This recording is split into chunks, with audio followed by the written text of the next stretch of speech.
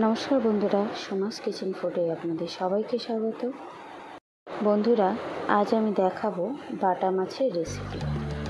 আমার এক সাবস্ক্রাইবারের রিকোয়েস্টে আমি বাটা মাছ কেটে বাটা মাছের রেসিপিটি আপনাদের সামনে শেয়ার করব। বন্ধুরা, আমি মাছটাকে প্রথমে কেটে নিচ্ছি ভালোভাবে। আপনারা দেখতেই পাচ্ছেন সুন্দরভাবে কেটে নিচ্ছি। আর প্রথমে বলি, যারা আমার চ্যানেলটিকে সাবস্ক্রাইব করেনি অবশ্যই চ্যানেলটিকে সাবস্ক্রাইব করুন এবং পাশে থাকা বেল আইকনটা প্রেস করে দিন, যাতে আমার রান্নার নোটিফিকেশনগুলো আপনাদের কাছে এসে আগে পৌঁছায়। বন্ধুরা, আপনাদের যদি রান্নার কোনো রেসিপি আমার কাছ থেকে জানতে ইচ্ছা করে তো অবশ্যই আমাকে কমেন্ট বক্সে জানাবেন এবং আমার পাশে অবশ্যই থাকবেন। আপনাদের সহযোগিতা ছাড়া আমি কিন্তু কোনোভাবেই এগোতে পারবো না।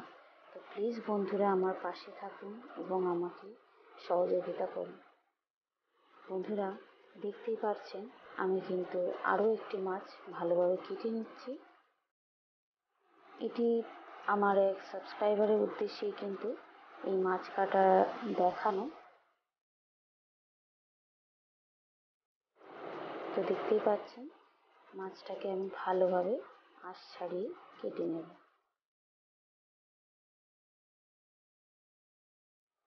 আর ভিডিওটি প্রথম থেকে শেষ অবধি অবশ্যই আমার দেখার অনুরোধ রইল এবং চ্যানেলটি প্লিজ সাবস্ক্রাইব করবেন এবং আমার পাশে থাকবেন।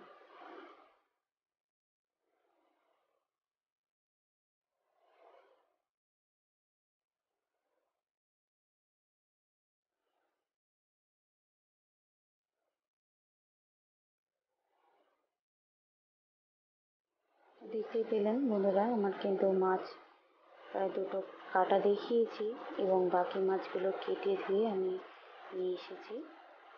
তো এই মাছের মধ্যে দিয়ে দেবো হলুদ, পরিমাণ মতন হলুদ দিয়ে দিলাম। মাছে একটু বেশি করেই হলুদ দিলে ভালো হয়, মাছের কালারটা ভালো হয়। আর দিয়ে দিলাম পরিমাণ মতো নুন। নুন হলুদগুলো মাখিয়ে নিয়েছি মাছটাতে। এবার কড়াইয়ের মধ্যে পরিমাণ মতন সর্ষের তেল দিয়েছি মাছটা ভাজার জন্য। তেলটা গরম হয়ে এলে দিয়ে দিলাম মাছগুলো। দেখুন, মাছগুলোকে দিয়ে দিয়েছি। মাছগুলোকে আমি একটু লাল লাল করে ভেজে নেব।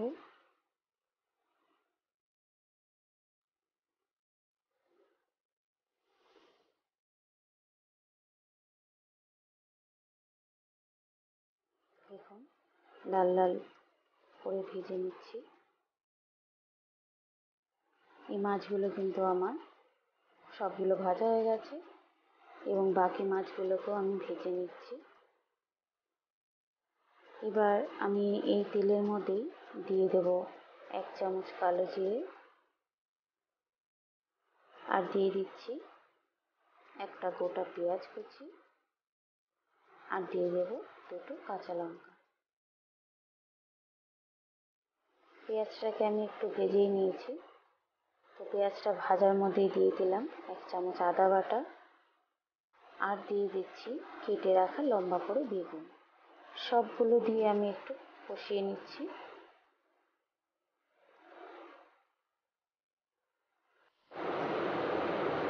এবার আমি এর মধ্যে দিয়ে দিচ্ছি 1/2 চামচ হলুদ, আর দিয়ে দেব পরিমাণ মতন নুন। নুনটা কিন্তু আপনাদের স্বাদ অনুযায়ী দিতে হবে। তো আমি নুন আর হলুদ আর পেঁয়াজ আর আদা দিয়ে ভালোভাবে কষিয়ে নিচ্ছি বেগুনটাকে। এবার আমি এর মধ্যে দিয়ে দিচ্ছি কেটে রাখা আলুগুলোকে দিয়েও এবার ভালোভাবে ভেজে নেব।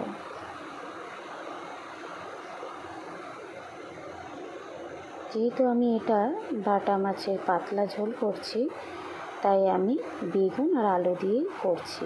আপনারা চাইলে বেগুনটাকে স্কিপ করে আলু দিয়েও করতে পারেন।